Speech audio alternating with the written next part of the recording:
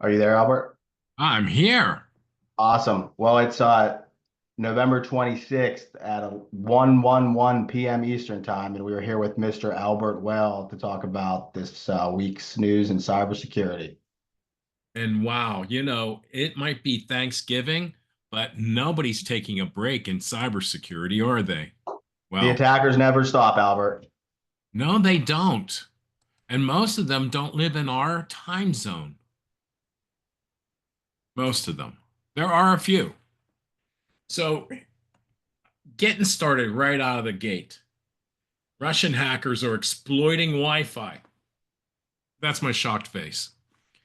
Oh, Why sorry, I are was they looking at the exploiting screen. Wi-Fi? Do you know why, Dan?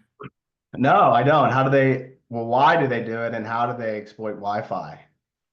So, two questions there. Why do they do it? Because Wi-Fi is easily broken. You think that you have a shared key that only you know, but the problem is there's tools out there that will collect the bit stream in the air and get the key for you. Yeah, I've So seen one of now those. It's you like can join. a little orange tool. I forget what it's called, the Clicker Pro or something like that. Well, that's one of them. Certainly you don't want to have that happen. That's for sure, right? Mhm. So what are they doing? Oh yeah, this one's in DC. Wow. Like, why would the Russians be in DC? Yeah, what are they doing? Well, they're taking over networks because they want to interfere with the Ukraine um, organization and them getting money because Mm, Ukraine is kicking Russia's butt with America's help.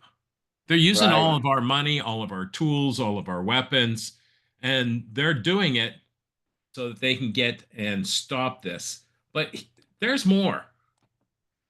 This was started 2 years ago, 2.5 years, almost 3 years ago, February 4th of 2022. That's when they discovered it. We're only hearing about it now. 2.5 years later is not effective risk management. Yeah, right. Well, there's probably reasons they didn't want. Can you hear me good, by the way? Yeah, I hear you fine, loud and clear. Oh, cool. All right. Yeah, I wonder why it took 2 years. Well, that's a good question. Oh, they're also calling the hacking team Unit 26165. Wow, that's an interesting name. That seems to indicate that there's more than one hacking unit in the world, right? Right. Yeah, it does, huh? So, there's a lot going on here. Wireless controllers are easy to spoof. Wireless networks are not as secure as physical networks in an on-prem situation. So Look, you're saying it's safer to hardwire? absolutely, because I can't jump through those electrons in that connected connection because it's already in a socket. Now, so if they're hacking the Wi-Fi, do they have to be near the Wi? I'm assuming they have to be within the area, right? Um, yeah, I have a device that I take on demonstrations. It's called a cantenna. A cantenna is essentially a Pringles can. You know Mhm. how it's metal lined on the inside, that foil? Yeah. That can, plus about $3 in hardware, will let a Wi-Fi signal run for 10 miles. Really? So I can amplify my home Wi-Fi here. It's like a shotgun antenna. Wow. You point, and then you'll get increased distribution of waves as well as reception of waves because it's a Wow. two-way communication. You But is it always send, straight line?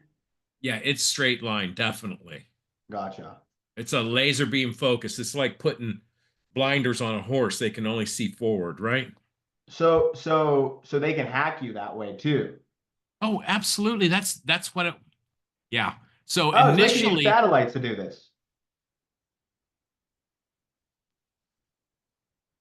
We'll cut that part out. No, don't cut it out. Oh, cut it out.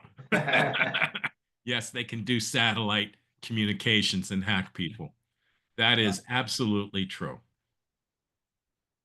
Very interesting. But wait, there's more. Oh boy, this is the week of Russia. Well, who said it before? Russia, Russia, Russia. Oh, that's right. He's coming into the White House next January. Oh, Trump. Yes. They think Trump's Russia? No. No, but everybody is was beating on Trump, saying that he did this and that and the other thing during his previous administrations. Oh, with Russia. Yeah, Gotcha. that Well, was they say some to time keep ago. your friends close and your enemies closer, right? Well, that's absolutely true because when your enemies are closer, you'll know what they're up to, right?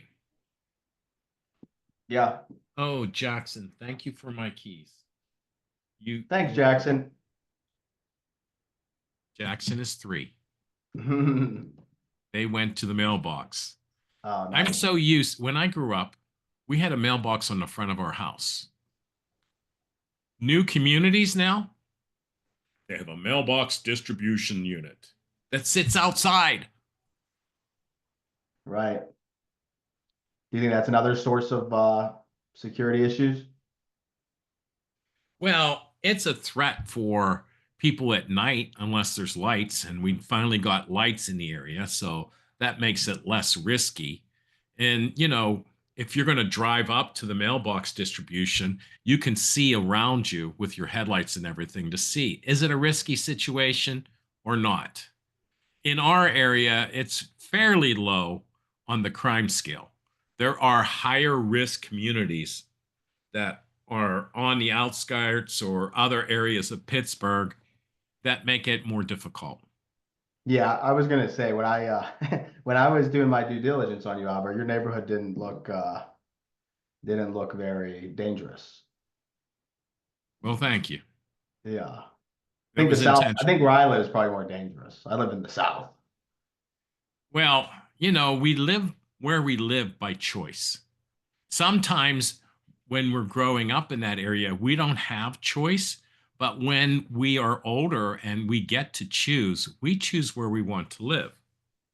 Right. My youngest daughter, when she had to get out of the house and buy her own place, chose an area that I would not have focused on, but she did. Huh. And she's getting ready to move. That's good. So what's going on here? They hacked the building across the street. Sure, this is another one, nearest neighbor attack. So this one, is it the same one? Okay, they're calling it the nearest neighbor attack. All right. But here's an example. If they hack the building that's across the street, they can still connect to you. With the Pringle can. Well, they don't need to. Now, the network across the street might have an interconnect to the building that you have focus and interest in. Is that when you say the interconnect, so you're saying that's through like the pre-existing like Network fiber op? connections. Yeah, Yeah. I gotcha. The attacker removed fibers and folders to cover its tracks. So you would have caught that by having it safe, right? Well, we probably wouldn't let it come in the first place. But here, what they're doing is see, when an attacker takes over, they utilize the tools and resources that are on the computing environment to hide their tracks. Now, a lot of times, what they'll do is they'll hide their tracks and modify software so that it won't see them connected remotely. Mm-hmm. It won't even see that they're logged in. Right. So if Yeah. you can't see that they're logged in by looking at the computer, that's going to be hard for you to tell whether or not somebody's coming through the network. Would you be able to see that in the BIOS though? Like in the actual code of the computer? I'm missing your question. So the BIOS is the boot information. Well, so you said if somebody hacked my computer, they could delete stuff, so I couldn't see they were logged in, right? Yeah. Like on the visual interface. What they'll do is they'll modify the software you run to look to see who's logged in or what connections are active, like NetStat or ProcessStat or things of that nature. So you could see network connections, processes that are running, programs that are running. But if they delete or modify the software so that it never detects them, you'll never see them. On the visual interface, but you would still be able to see that code, right? Because you can't hide the ones and zeros. You wouldn't see them on the computer. You have to look outside of the computer. Oh, so you wouldn't even see it in the actual code that's running if That's you. right, because the code has changed. Oh, wow. Unless you're always testing code before you run it, now you're going to crippleware the system because it has to verify and validate that nothing has changed. Gotcha. So really, like you said, the only way to know is just to see what's going in and out. Absolutely. That makes sense. Let's move on to the next one, I guess. Sure thing. Oh, wait, here's a firewall. Remember I said, firewalls and virus scanners are 4% effective? Mm-hmm.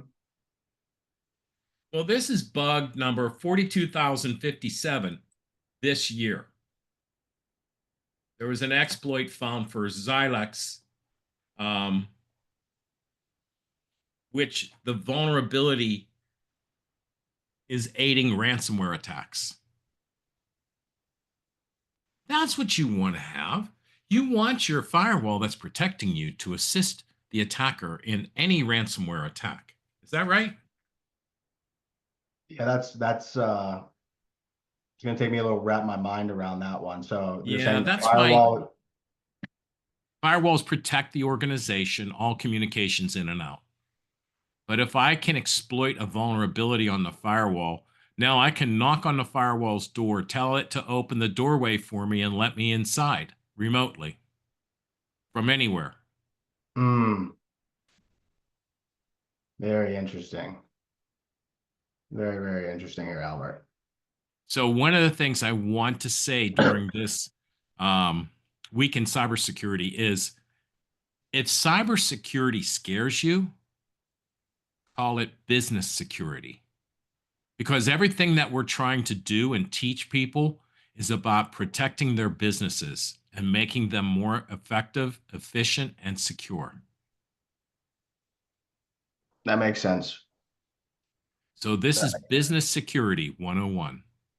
Totally. I've learned so much just talking to you over these last couple weeks and over the last couple years. I mean, it's incredible how much there is to learn. Well, yeah, I've been doing it a couple days. Oh man, Albert. All right, Want to let's see move on. what's next on my list? Yeah, what's this one?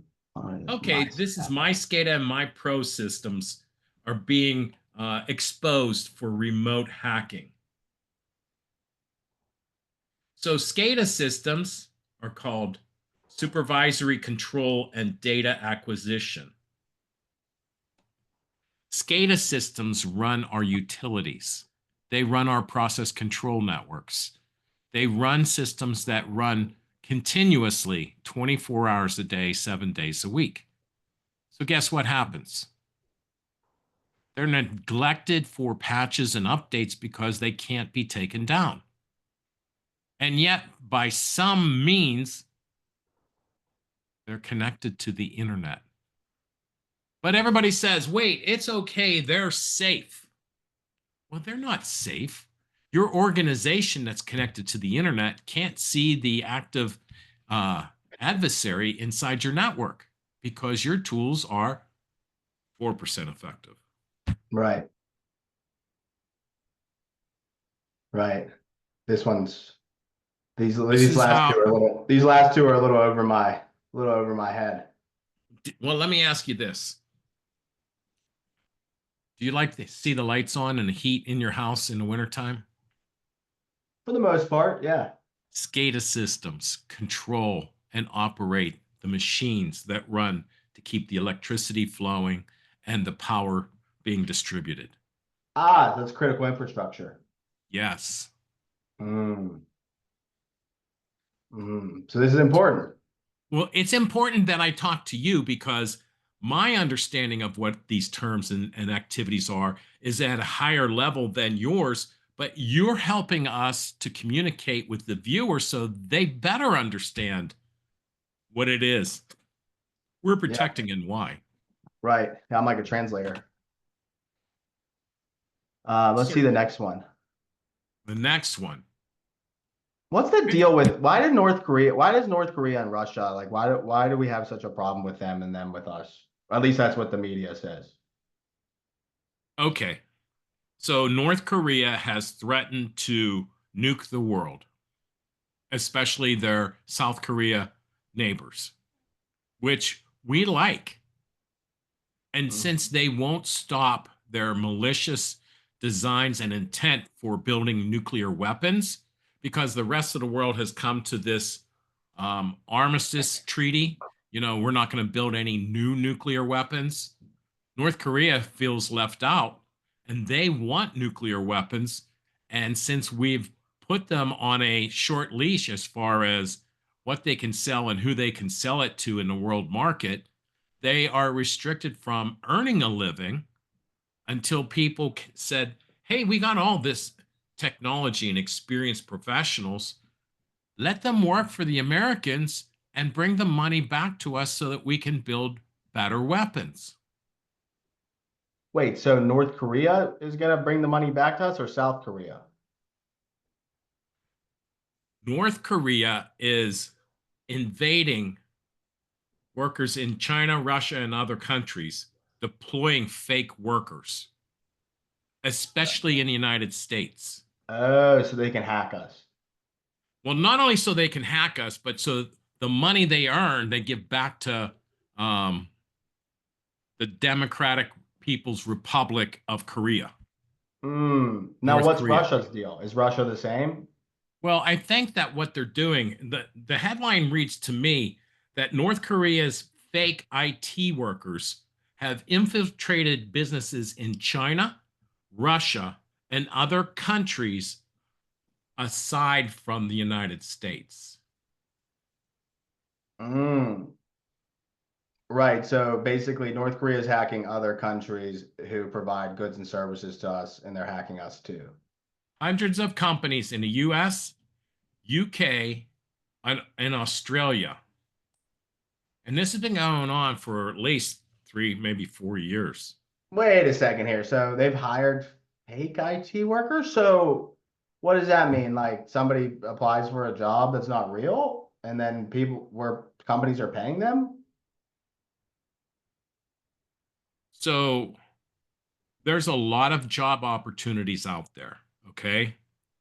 And I've been hit by many recruiters trying to get me to come work for them for like nickels on the dollar. Hey, would Uh-huh. you like to make as much as you did when you graduated high school? No, sorry, can't do it.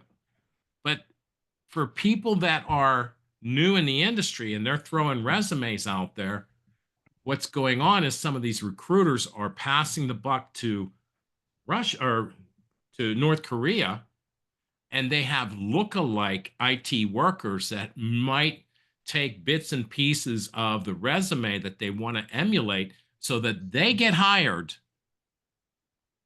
for the job, and the money goes back to the to North Korea. Hold on one second. And well, isn't there probably sanctions on the flow of capital? Like I probably couldn't send a wire. I probably couldn't send a wire to somebody in North Korea, right? I don't know if you can or can't. I wouldn't want to. Hmm. So here it says hundreds of fake profiles and portfolios for North Korean IT workers are on GitHub. Are you surprised? Mm. Microsoft found a public repository containing resumes, email accounts, VPS and VPN accounts, playbooks, images of involved individuals, wallet information, online accounts, LinkedIn, GitHub, Upwork, TeamViewer, Telegraph, and Skype, and a tracking sheet. Wow. So, to get these jobs, North Korean fake IT workers steal people's identities and then use AI tools to add their photos in the documents stolen from the victims, including resumes and profiles that are submitted for job applications. They're also experimenting with voice changing software. Sounds like AI to me. Yeah, this is a big problem actually. I was working with a startup about a year ago that was developing technology for banks to identify if the voice was real or not. Because in banking, a lot of banking's done through voice authentication. I've been seeing this type of activity for the past 6 to 8 years where they'll get a great, pristine resume for a company that'll do an interview for the associate, get them on Zoom and everything, and then find out that when that person comes to work, that it's not the same person that they interviewed. Wow. And the person that shows up doesn't know half of what they found from the candidate that was interviewed. So Wow. fake people coming in through profiles is nothing new. That doesn't surprise me. I guess what surprises me is it's still going on. Yeah. Yeah. That is surprising. That is very, very, very surprising. This is all very interesting. I just wish that everyone could get along, don't you? Oh, I want everyone to get along. You know how much better we can make this world? I know. That's why I want everybody to get along. Exactly. Yeah. Oh Without wow. wars and everything else, we could advance civilization so much more. Totally. And really, I mean, a big reason for war is because they're battling over what they think is finite resources, but space is infinite.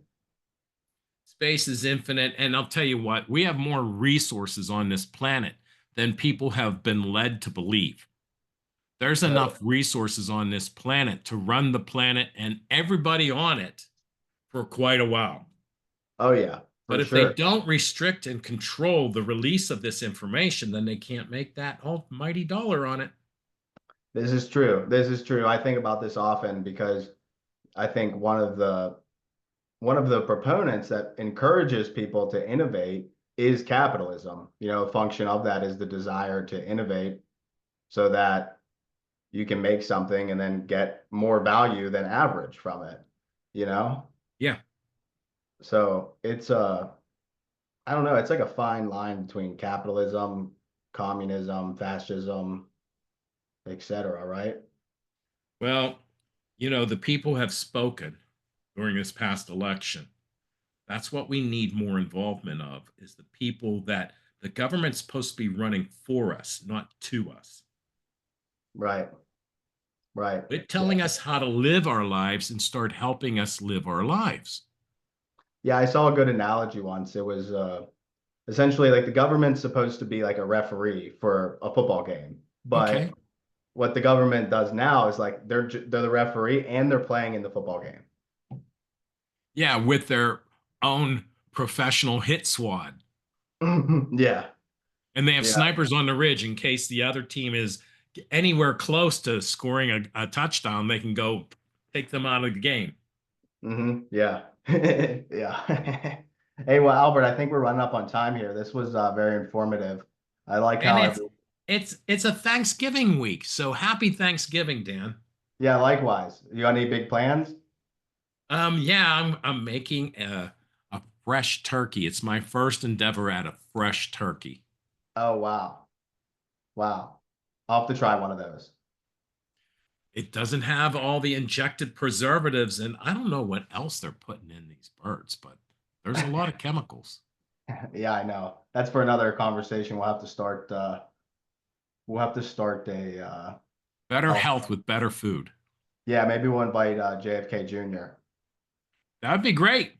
Yeah, that'd be a lot of fun, Absolutely. huh? All right, Albert. Hey, I gotta take a phone call. Send me the recording after this so I can send you the goods. Thanks, Dan. Happy Thanksgiving, everyone. Talk to you soon.